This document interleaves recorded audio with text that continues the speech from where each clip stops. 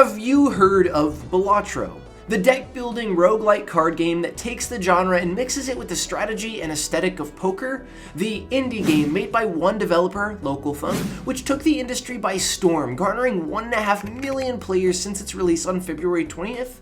Have you heard of its good ratings, its ardent fans, and its excellent aesthetic and style? Well, if you haven't, I'm glad you're here, because today on GameRant, allow me to tell you about Balatro.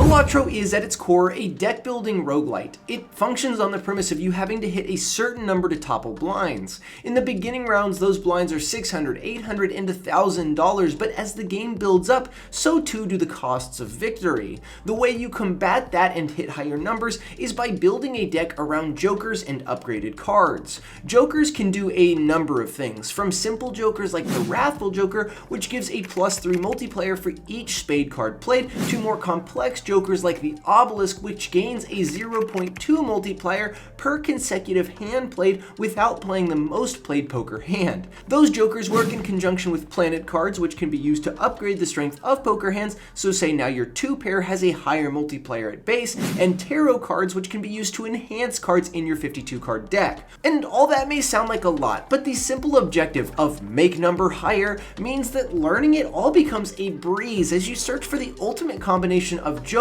and cards to make that number hit incredible heights. But if you haven't played it, you may hear all that math and say, that doesn't sound very fun. But trust me, it is. It's a ton of fun. This fun comes from a masterful number of design elements, from the tactile sounds of coins clicking together, cards splaying over the table, and multipliers bursting forth into insane fire streaks, to more simple elements like the satisfaction derived by combining multiple different elements in new ways to hit a number that you had never thought was possible. I think also in roguelites, a lot of times we see the frustration build up as losses incurred, but that frustration just isn't in Balatro. One of my favorite things about the game is starting a fresh run and trying to get new combinations early on so that I can build an insane deck. If I'm in round 5 and I'm not feeling ultra powerful, then I know my run isn't going to be saved by some lucky joker pull. Most of the time, I would rather just reset anyways, which means every loss feels like an opportunity to come back with a better build. But finally, let's look at what's up with Balatro now.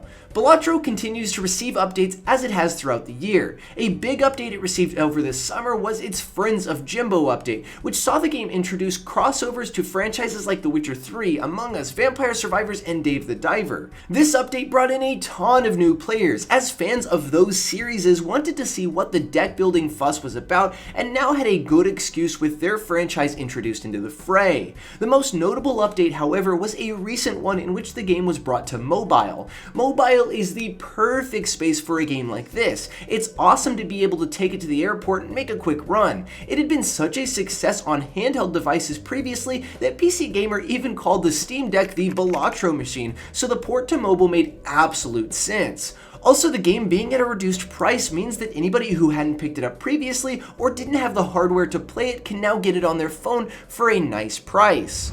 All that said, recent awards and incredibly high ratings on OpenCritic, where it received a 91 rating and a 100% critic recommendation, put Balatro in the running not only for Debut Indie Game of the Year, not only for Indie Game of the Year, but for the Game of the Year award at this year's Game Awards, and it couldn't be more deserving. This game, developed by one person, has been able to captivate a world of gamers. It released in a month stacked with giant AAA behemoths, and it overcame so much to catch the eye of players around the world. Balatro isn't just a good game, but one of the best games of the year, and if you hadn't heard of it, I'm glad now you have.